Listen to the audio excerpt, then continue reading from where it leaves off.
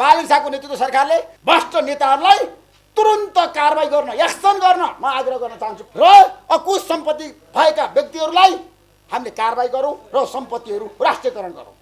टङ्गिए त देशको विकासको लागि हो कि यो देशको विनाशको लागि हो? तपाईँलाई कारबाही गर्न कुनै बाधा अडचन छैन सुदनजी। हिम्मत गर्नु, जेएनयू आन्दोलन दबाउन गरेर कारबाही गर्नु। काङ्ग्रेस एमाले सरकारले गरेका नियुक्ति खाएका मान्छेले राजीनामा दिनुहोस्, मेरो प्रस्ताव छ आज। म राष्ट्रिय सन्तावादीलाई भन्न चाहन्छु, बालन शाहलाई, रविजीलाई भन्न चाहन्छु, अबको नियुक्तिमा भागभण्डा होइन, राजनीति व्यक्ति भन्दा पनि राम्रा, योग्य, सक्षम, देशलाई बुझेको, जानेको, अन्तर्राष्ट्रिय क्षेत्रमा एकदम ज्ञान भएको, पढेको, लेखेको, टेक्नोलोजी बुझेको सक्षम मान्छेहरूलाई नियुक्ति दिउँ। शेरबहादुर देउबा र केपी शर्मा ओलीको त्यो गठबन्धनलाई राम्रोसँग काम नगर्दा, भ्रष्टाचार गर्दा, कुशासन गर्दा, नातावाद कृपावादमा मुलुकलाई अगाडि बढाउँदा जेएनयू आन्दोलन भयो। आजको दिन यो देशको मुहार परिवर्तन गर्ने, जनताको चाहना पुरा गर्ने, देशमा विकास र समृद्धिको यात्रामा अगाडि बढ्नको लागि ऐतिहासिक दिन हो आजको दिन। इतिहास नेपालको लामो छ। नेपालमा धेरै नेताहरू प्रधानमन्त्री बन्नुभयो। म 2 जना प्रधानमन्त्री नेपालको इतिहासको पानामा हामीले सम्झने व्यक्तिहरूको नाम लिन चाहन्छु। म जङ्गबहादुर राणा, सिटिनको रूपमा उहाँले जसरी जङ्गबहादुरले काम गर्नुभयो त्यतिखेर जङ्गबहादुरलाई अहिले पनि नेपाली जनताले बिर्सदैन। त्यसै गरी बिपी कोइराला जसले छोटो समय काम गर्नुभयो, 2015 सालमा दुईटै मतको सरकारको नेतृत्व गर्नुभयो, 17 महिना, अझै पनि नेपालीहरूले बिपी कोइरालाको नाम लिन्छन्। त्यसैले आज फेरि इतिहासमा एकजना अर्को व्यक्ति, युवा व्यक्ति, 36 वर्षको एकजना युवा यो देशको प्रधानमन्त्री बन्नुभएको छ, बालन शाह। 3 करोड नेपाली जनताको आशा, विश्वास छ, भरोसा बालन शाह। बालन शाहको बहुआयु व्यक्तित्व छ, क्षमता पनि छ, अनुभव पनि छ। युवाहरूले चाहे पनि देश बदल्न सक्छ, परिवर्तन गर्न सक्छ भन्ने कुरा जेएनयू आन्दोलनले देखाइसकेको छ। युवाहरू कति शक्तिशाली हुन्छ देशमा। त्यसैले आज देशमा लामो समयपछि युवा प्रधानमन्त्री बन्नुभएको छ र आज देशभरि आपसमा कुराकानी गर्दाखेरि जनताहरूले भनेका छन्, मैले पनि धेरै जनताहरूको मतहरू बुझेँ, जनताहरू खुसी भएका छन्, जनताहरू उत्साहित भएका छन्। जनताहरूले भनेका छन् अब त केही हुने भयो देशमा, बालन शाह प्रधानमन्त्री भइसकेपछि आजको मन्त्री परिषदको निर्णयहरू आउन बाँकी होला। बालन शाहको नेतृत्वको मन्त्री परिषद पनि बनिसकेको छ। यो मन्त्री परिषदले काम गर्नुपर्छ, जनताको काम गर्नुपर्छ, जनताको चाहना अनुसार काम गर्नुपर्छ। त्यसैले आज हामीले एउटा अभियान सुरु गर्ने निर्णय गर्यौँ। आजको दिन ऐतिहासिक दिन, यो देशको आउने पुस्ताले, भावी पुस्ताले र सबै देशका नागरिकहरूले बालन शाह प्रधानमन्त्री भएको दिन स्वतन्त्र नागरिक समूह नेपाल स्थापना भयो, यसको घोषणा भयो। आजको दिन हामीले किन छान्यौँ? आजको दिन यो संस्था किन जन्मियो? स्वतन्त्र नागरिक समूह नेपाल किन जन्मियो? यसको पछाडिका कारणहरू धेरै छन्।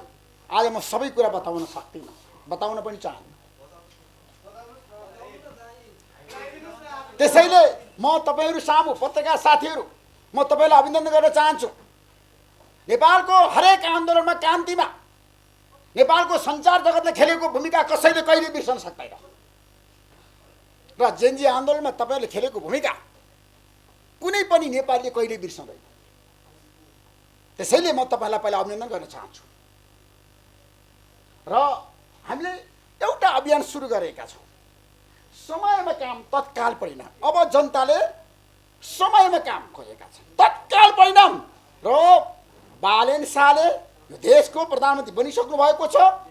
एक्सन ओरिएन्टेड प्रधानमन्त्रीको रूपमा नेपाली जनताले हेर्न चाहेका छन्। त्यो हेर्न नेपाली जनता आतुर छन्। मलाई विश्वास छ त्यो काम हामीले गर्न सक्नुहुन्छ। त्यसैले हामीले यो अभियान सुरु गरेका छौँ। यो अभियानमा, यो समूहमा स्वतन्त्र नागरिक समूह नेपालमा देशभरिका युवाहरू छन्। यसलाई हामी राष्ट्रव्यापी बनाउने छौँ।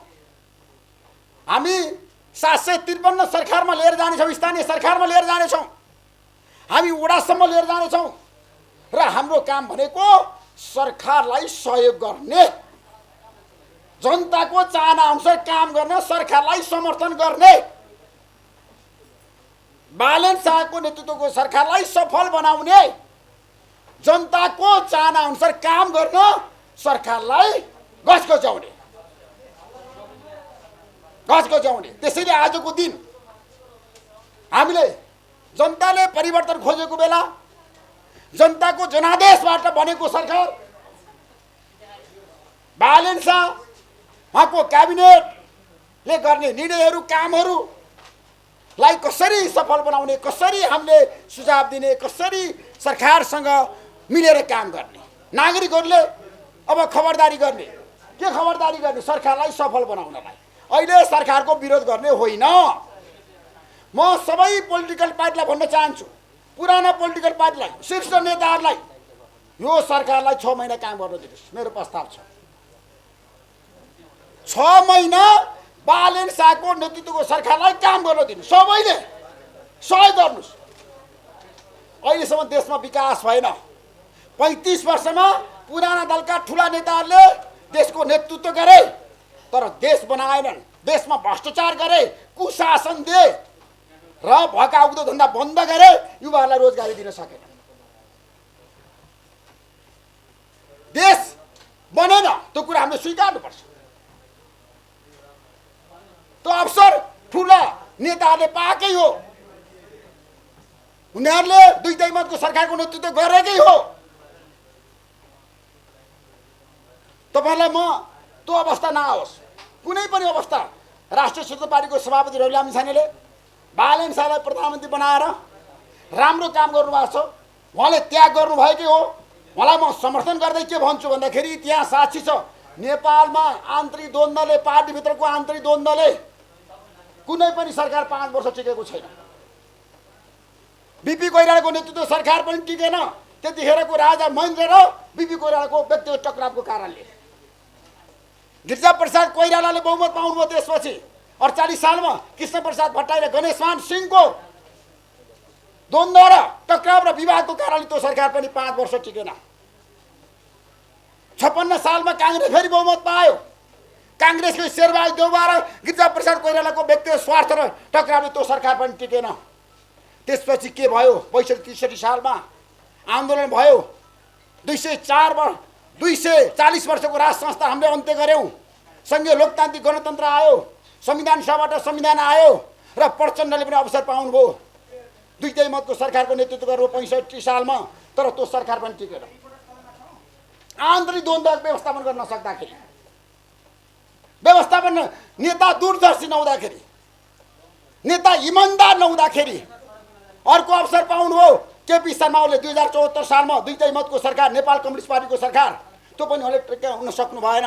त्यो सरकार पनि चलाउन सक्नु भएन। आन्तरिक प्रचण्ड र माधव नेपाललाई केपी शर्मा ओलीको द्वन्द्वको कारणले, विवादको कारणले। त्यसपछि काङ्ग्रेस र एमालेको सरकार बन्यो। शेरबहादुर देउवा र केपी शर्मा ओलीको गठबन्धन बन्यो। त्यो गठबन्धनलाई राम्रोसँग काम नगर्दा, भ्रष्टाचार गर्दा, कुशासन गर्दा, नातावाद कृत्वावादमा मुलुकलाई अगाडि बढाउँदा जेनजी आन्दोलन भयो र देशले परिवर्तन खोज्यो। त्यो परिवर्तनको नेतृत्व अहिले आएर बालेन शाहले गर्न पाउनु भएको छ। अब यो सरकारले 5 वर्ष काम गर्न पाउनुपर्छ। नेपालको इतिहासमा निर्वाचित प्रधानमन्त्रीले अहिलेसम्म 5 वर्ष काम गर्न पाएको छैन। कुनै पनि प्रधानमन्त्रीले हाम्रो अभियान भनेको, स्वतन्त्र नागरिक समूह नेपालको अभियान भनेको, यो टिमको अभियान भनेको, युवाहरूको अभियान भनेको, देशको नागरिकको अभियान भनेको बालेन शाहको नेतृत्व सरकारले 5 वर्ष काम गर्न पाउनै पर्छ।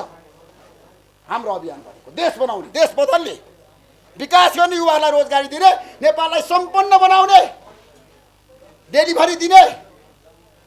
र मैले रौतरबाट घोषणा गरेको छु, शिक्षा र स्वास्थ्य निःशुल्क। म आज प्रधानमन्त्री बालेन शाहलाई भन्न चाहन्छु, तपाईँको क्याबिनेटको पहिलो निर्णय के हुनुपर्छ?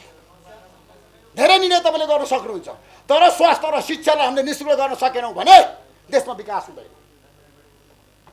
हिम्मत गर्नुहोस्, साहस गर्नुहोस्।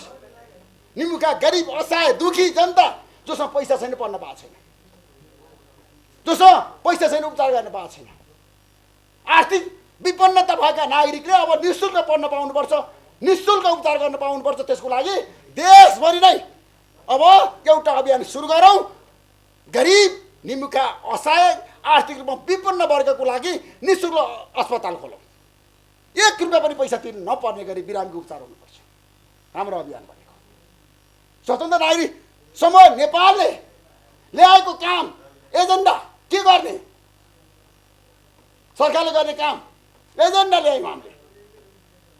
निःशुल्क स्वास्थ्य र शिक्षामा ध्यान दिने, राम्रा योग्य सक्षम मान्छेलाई अब नियुक्ति दिने, पार्टीको मान्छे होइन। म राष्ट्रिय स्वतन्त्र पार्टीलाई भन्न चाहन्छु, बालेन शाहलाई, रविजीलाई भन्न चाहन्छु, अबको नियुक्तिमा भागभण्डा होइन, राजनीति व्यक्ति भन्दा पनि राम्रा योग्य सक्षम देशलाई बुझेको जानेको अन्तर्राष्ट्रिय क्षेत्रमा एकदम ज्ञान भएको पढेको लेखेको टेक्नोलोजी बुझेको सक्षम मान्छेहरूलाई नियुक्ति दिउँ। अहिलेको नियुक्ति खाएका सबै मान्छेलाई भन्न चाहन्छु म, गत सरकारले गरेको काङ्ग्रेस एमाले सरकारले गरेका नियुक्ति खाएका मान्छेले राजीनामा दिनुहोस्। मेरो प्रस्ताव छ आज, यो सरकारलाई 5 वर्ष काम गर्न चाहिँ राजीनामै दिनुहोस्। ल हिम्मत गरोस्। यो अन्तर्राष्ट्रिय प्र्याक्टिस पनि हो। नयाँ सरकार आइसकेपछि कतिपय मान्छेले पद छोड्छन्, नियुक्तिहरू खारेज पनि हुन्छ, नियुक्तिहरू रद्द पनि गरिन्छ, निलम्बन पनि गरिन्छ, हटाइन्छ। तर अब देश बनाउनुपर्छ, बनाउनुपर्छ। यो अवसर हो। यो अवसरलाई हामीले गलत किसिमको छ नि सोच चिन्तन राखेर जानु हुँदैन। सकारात्मक सोच राख्नुपर्छ र हृदय फराकिलो बनाउनुपर्छ। नेताहरूले अब हृदय फराकिलो बनाउनुपर्छ। भावी पुस्ता युवा पुस्तालाई यो देशमा रोजगारी दिने, उद्योग धन्दा खोल्ने र युवाहरू अब विदेश जान नपरोस्। यो देशमा सम्भावना छ। कृषिमा उत्पादनमा जोड दिने,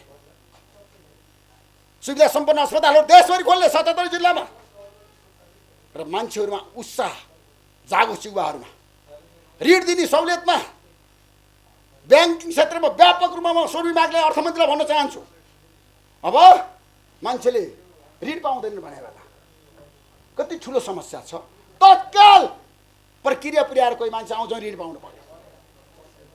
किसानहरूले सहुलियतमा ऋण पाउनु पर्यो, देशभरि मल पाउनु पर्यो, बिउ पाउनु पर्यो, सिँचाइ हुन पर्यो, ठुल्ठुला पुलहरू बन्न पर्यो र ठेकदारहरूलाई बोलाएर सोध्नु पर्यो 5 वर्षमा तपाईँले बनाउँछु भनेको पुल किन 10 वर्षमा बनाउनु भएन? किन ठुल्ठुला परियोजना अगाडि बढेन?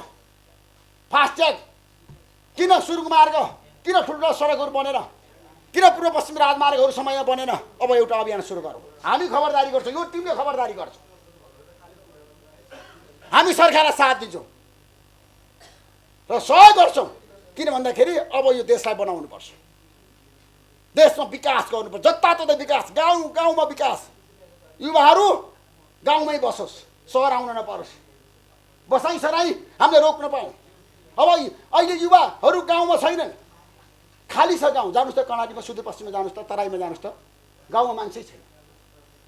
गाउँ गाउँमा हामीले सेवा सुविधा दिएर जनतालाई राख्नु पर्यो, युवाहरूलाई गाउँमा राख्नु पर्यो, युवाहरूलाई रोजगारी दिनु पर्यो, युवाहरूलाई सक्षम बनाउनु पर्यो। हाम्रो एजेन्डा हो।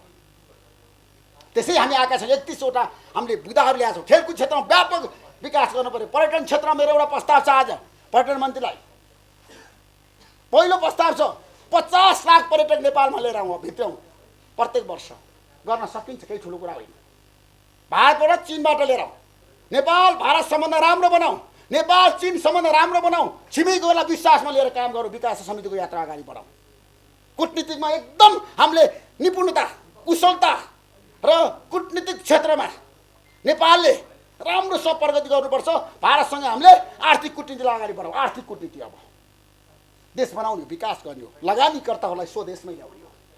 भारतका ठुल्ठुला उद्योगपतिहरू, चीनका ठुल्ठुला उद्योगपतिहरू, युरोपका, जापानका, अमेरिकाका अब लगानीकर्ताको रूपमा हाम्रो देशमा ल्याउने हो। ठुल्ठुला हामीले एयरपोर्टहरू बनाउने हो, प्लेन किन्ने हो, टुरिस्टहरूलाई ल्याउने हो, विश्वका पर्यटकहरूलाई नेपालमा ल्याउने हो र होटल व्यवसायलाई फस्टाउने हो देशभरि नै। अहिले होटल खाली छ, पर्यटकहरू आउँदैन। त्यसको लागि अब नेपालले, अहिलेको सरकारले, बालेन शाहको नेतृत्व सरकारले टुरिज्म सेक्टरको विकास र विस्तारमा कायापलट गर्न सक्छ। त्यो एजेन्डा लिएर देशको विकासको सबभन्दा छिटो परिणाम आउने भनेको टुरिज्म सेक्टर हो। तत्काल परिणाम।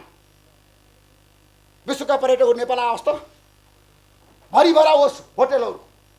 पशुपतिनाथको अब म भन्छु शिवरात्रिको दिन अब आउने शिवरात्रिको दिन भारतीय प्रधानमन्त्री नरेन्द्र मोदीलाई बोलाउँ शिवरात्रिको दिन पशुपतिको दर्शन गर्न। किन भन्दाखेरि त्यसको प्रभाव पर्छ।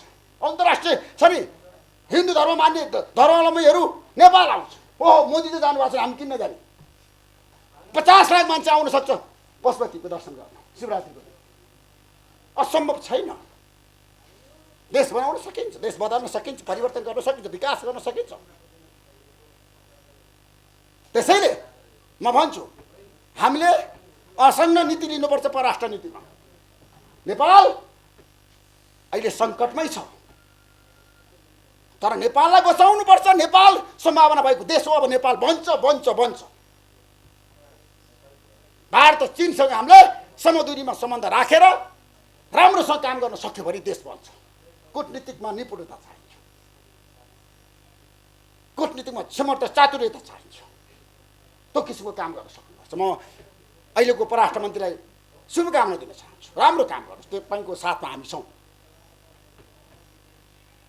त्यसैले साथीहरू शिशिर खनालजी परराष्ट्र मन्त्री बन्नुभएको छ, मेरो सहयोग पनि छ मलाई। अब म यो सरकारले तत्काल गर्नुपर्ने कामको कुरा गर्न चाहन्छु। धेरै कुरा गर्न चाहन्न। पहिलो काम एक्सन ओरिएन्टेड प्रधानमन्त्रीले भ्रष्टाचारीलाई कारबाही गर्नु पर्यो। ठुल्ठुला नेताहरूको सम्पत्ति छानबिन गर्नु पर्यो। पहिलो काम भ्रष्ट नेताहरूलाई तुरुन्त कारबाही गर्न, एक्सन गर्न म आग्रह गर्न चाहन्छु प्रधानमन्त्री बालन शाहलाई। देश भ्रष्टाचारीहरूले खाए, देश बनेन। 753 सरकार छ। त्यो सरकारमा बस्ने मान्छेहरू वडा अध्यक्षदेखि वडा सदस्यदेखि सिंहदरबारमा बस्ने सबै व्यक्तिहरूको सम्पत्ति छानबिन गरौँ र अकुश सम्पत्ति भएका व्यक्तिहरूलाई हामीले कारबाही गरौँ र सम्पत्तिहरू राष्ट्रियकरण गरौँ। सुशीला कार्कीको नेतृत्व सरकारको मन्त्रीहरूले त सम्पत्ति पनि सार्वजनिक गरेनन्। तर म बालन शाहको नेतृत्व सरकारको मन्त्रीहरूलाई प्रधानमन्त्री बालन शाहलाई भन्न चाहन्छु, एक साताभित्र तपाईँले सम्पत्ति सार्वजनिक गर्नुहोस्। सम्पत्ति सार्वजनिक गर्नुहोस्। तपाईँलाई साथ छ हाम्रो। र सांसदहरूको पनि सम्पत्ति सार्वजनिक हुनुपर्छ। सबै सांसदहरूको तुरुन्तै, किनभने अब पारदर्शिता हो। यो सरकारको एजेन्डै पारदर्शिता हो, इमान्दारिता हो। त्यसैले बालन शाहको नेतृत्व सरकारले एउटा निर्णय गर्नुपर्छ। भ्रष्टाचारीहरूलाई कारबाही गर्नुपर्छ, सुशासन दिनुपर्छ र वडा तहदेखि अहिलेसम्म सरकारी ओहदामा बसेका, पदमा बसेका सबै व्यक्तिको सम्पत्ति छानबिन गरेर अकुश सम्पत्ति कमाउनेलाई कारबाही गरेर राष्ट्रियकरण गरेर देशमा सुशासनको प्रत्याभूति दिनुपर्छ। देश बनाउनुपर्छ र जेनजी आन्दोलन दबाउनेहरूलाई छोड्न मिल्दैन। म गृहमन्त्री सुदन गुरुङलाई भन्न चाहन्छु, तपाईँले भन्नुभएको थियो, तपाईँले अभियान चलाउनु भएको थियो, म तत्कालीन प्रधानमन्त्री र गृहमन्त्रीलाई कारबाही गर्छु, मलाई सहयोग गर भन्नुभएको तपाईँले भन्नुभएको थियो। यही रिपोर्टरसँग बोल्नुभएको थियो, मसँग बोल्नुभएको थियो, ट्विट गर्नुभएको थियो। जेनजी आएको प्रतिबन्ध बाहिर आइसकेको छ।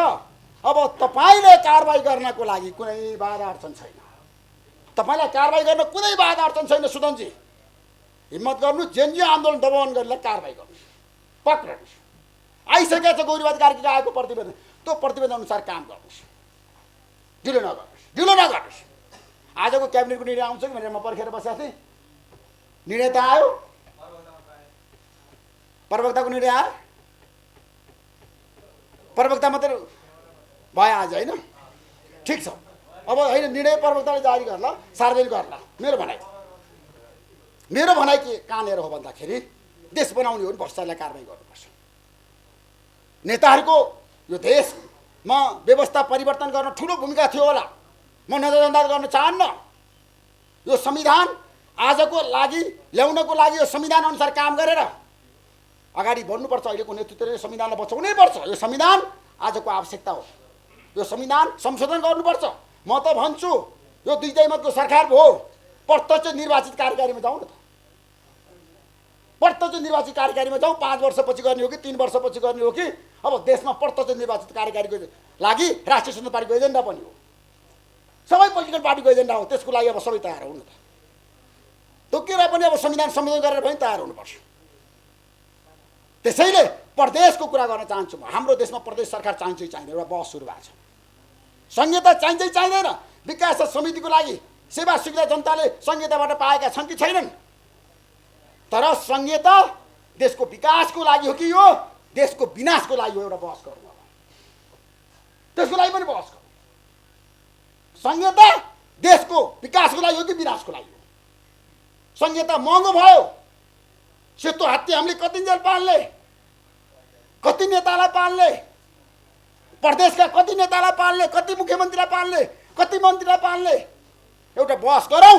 सर्वपक्षीय सर्वदलीय राष्ट्रिय सहमति कायम गरौँ र संहिता खारेज गर्ने हो कि संहितालाई बलियो बनाउने हो कि शक्तिशाली बनाउने हो कि संहितालाई जवाफदेहितामा लिएर जाने हो कि संहितालाई परिणाममुखीमा लिएर जाने हो कि संहितालाई छ नि जनताको चाहनाअनुसार काम गर्न बाध्य पार्ने हो कि अथवा प्रदेशको सङ्ख्या घटाउने हो अथवा प्रदेशका सांसदहरूको सङ्ख्या घटाउने हो? म त आज सबै पत्रकार साथीहरूलाई हात जोडेर भन्न चाहन्छु, बुद्धिजीवीहरूलाई, देशका 3 करोड नेपाली जनतालाई, अब सांसदको सङ्ख्या पनि घटाउँ। देशमा सङ्घीय सांसद पनि समानुपातिक चाहिँदैन भन्ने पक्षमा छु म। प्रत्यक्ष निर्वाचित सांसद समावेशी होस्, राष्ट्रिय सभालाई समावेशी बनाऊ, तर समानुपातिक सांसद प्रथा हटाउँ। यो अवसर हो राष्ट्रिय सभालाई, बालेन्सालाई, रवि लामिछानेलाई इतिहासले भन्ने छ वाह नेता भनेर हिम्मत गर्नुहोस्। अवसर हो यो र देशमा संहितालाई परिणाममुखी बनाउनुपर्छ। यदि अगाडि बढाउने होइन भने संहिताको विकल्प के हो छलफल गर्नुपर्छ। म त भन्छु सबै शक्तिसँग छलफल गर्ने, सबै शक्तिको बीचको एउटा सल्लाह, सहमति, सहकार्य, एकता र मेलमिलापका साथ मुलुकलाई अगाडि बढाउने त्यो हिम्मत गरौँ। र ठुला नेताहरूले देशलाई छ नि बिगारेकै हो, उहाँहरूले ऋषि धमलाले आलोचना गर्यो भनेर भन्नु होला, बिगारेकै हो, नबनाएकै हो, विकास नगरेकै हो, अवसर पाएकै हो।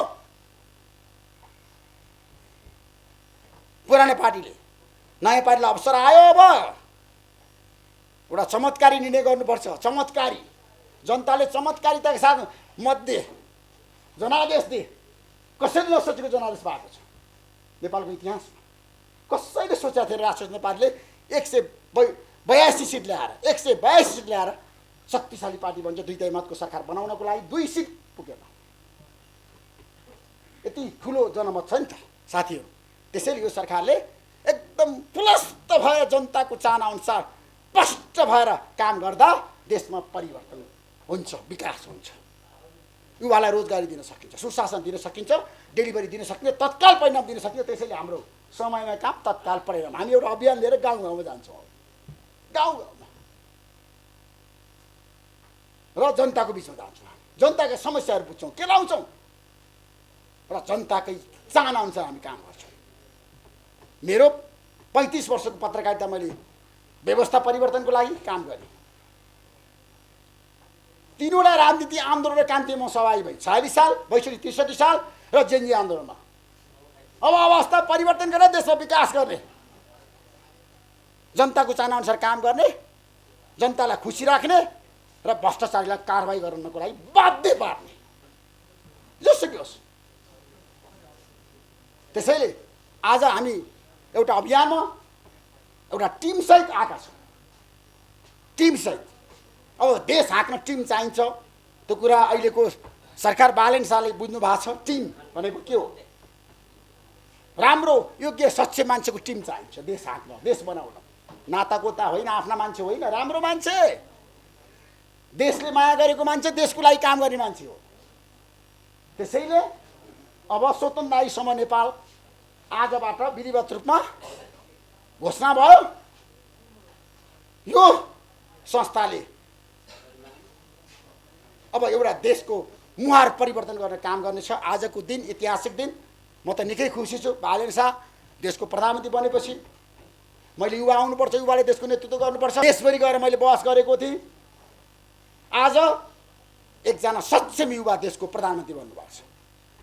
हामी सबैले सहयोग गरौँ र हामी सबैले साथ दिउँ, देश बनाऊ, देशमा विकास गरौँ, युवाहरूको चाहना अनुसार काम होस् भन्दै सबै पत्रकार साथीहरूलाई धेरै धेरै धन्यवाद दिँदै आगामी दिनमा तपाईँहरूसँग सहकार्य गर्ने घोषणा गर्दै तपाईँहरूलाई हृदयमा राखेर तपाईँहरूले दिएको सुझावलाई आत्मसात गरेर अगाडि बढ्नेछु। विगतमा कमी कमजोरी गरी होला, अब आइन्दा गल्ती गर्ने छैन। देश बनाउनको लागि, जनताको लागि काम गर्नको लागि एउटा स्वतन्त्र नागरिक भएर देशभरि घुमेर एउटा टिमवर्क बनाएर साथीहरूको भावना अनुसार काम गर्नेछु। साथीहरूको यो टिमको हामीसँग देशभरिका युवा छन्, देशभरिका हरेक क्षेत्रका मान्छेहरू हुनुहुन्छ। उहाँहरूसँग हामी बस्छौँ, छलफल गर्छौँ र देश बनाउने अभियानमा हामी सबैसँग मिलेर जान्छौँ। रिपोर्टर्स क्लब नेपालको इतिहास लामो छ, यसले जनताको लागि काम गर्यो। अब देश र जनताको लागि हामीहरू सबै मिलेर काम गरौँ। प्रजातन्त्र, लोकतन्त्र र गणतन्त्रसम्म हामी आइपुग्दाखेरि, सङ्घीय लोकतान्त्रिक गणतन्त्रको हामी कुरा गरिरहँदाखेरि देशमा अब विकास र समृद्धिको यात्रामा हामी अगाडि बढौँ, देश बनाऊँ र विदेशमा रहेका नेपालीहरूलाई पनि देशको विकाससँग जोडौँ र गैरावश्यक नेपाली सङ्घ छ यारनसँग पनि देशको विकासको लागि सहकार्य गरौँ। उनीहरूलाई पनि देशको विकासमा लगानीकर्ताको रूपमा ल्याएर हामीले देश बनाउने अभियानमा लागौँ। ठुल्ठुलो उद्योग देशमा खोलौँ। अझ मेरो त एउटा प्रस्ताव छ, रेल मार्ग होस्, रेल चलोस्, कञ्चनपुरदेखि झापासम्म एकदम रेलमा मान्छेहरू सवार होस्, देशमा एउटा विकासको लहर आओस्, जताततै विकासै विकास हामीले देख्न पाऊँ। वाह वाह, बालेन शाहको नेतृत्व सरकारले यति छोटो समय यति धेरै विकास गर्यो भन्ने सन्देश दिन तपाईँहरू सफल हुनुहोस्। हाम्रो चाहना त्यही छ, जनतालाई खुसी राख्ने हो। देश बन्यो भने हामी सबै बन्छौँ, हामी सबै खुसी हुन्छौँ। आजको दिन खुसी हो, देश बन्नुपर्छ। थ्याङ्क यू सो मच साथीहरू।